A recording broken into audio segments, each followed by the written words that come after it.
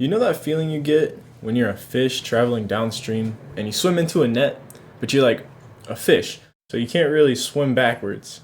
So you just keep swimming and you push harder and harder and try to make the net work, but in the end you realize you just gotta eat it instead.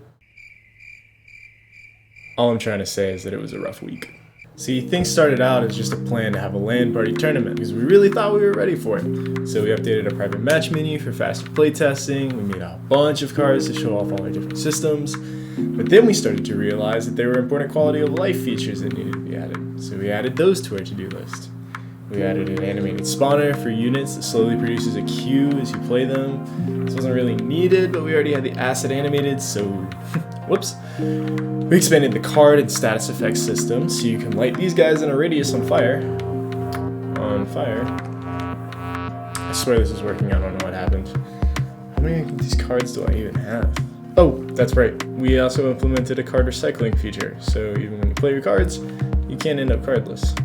We'll probably change that in the future. We also went through the effort to make it a lot clearer what cards you're able to play by highlighting the ones that you can afford.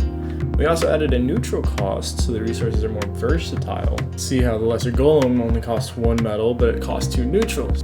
So it'll take 1 metal and automatically take the spirit and biomasses. Motherfucker! In other news, Tegan implemented a projectile system in like 2 days. That was a flawless and pain-free process. That was intentional. Huh? He's hurting himself. No. But in the end, it worked for the most part.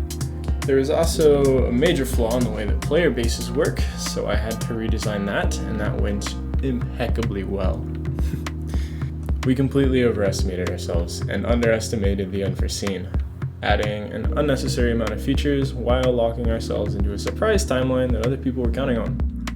This left us working multiple days, like 9 a.m. to 2 a.m., and all of this to find out that the core system we've been building our game upon is fundamentally flawed, and we have to rethink it from the bottom up. I'm tired, I'm discouraged, I'm scared, I don't know what the future holds. What do you think we should do? Should we keep going or should we give up?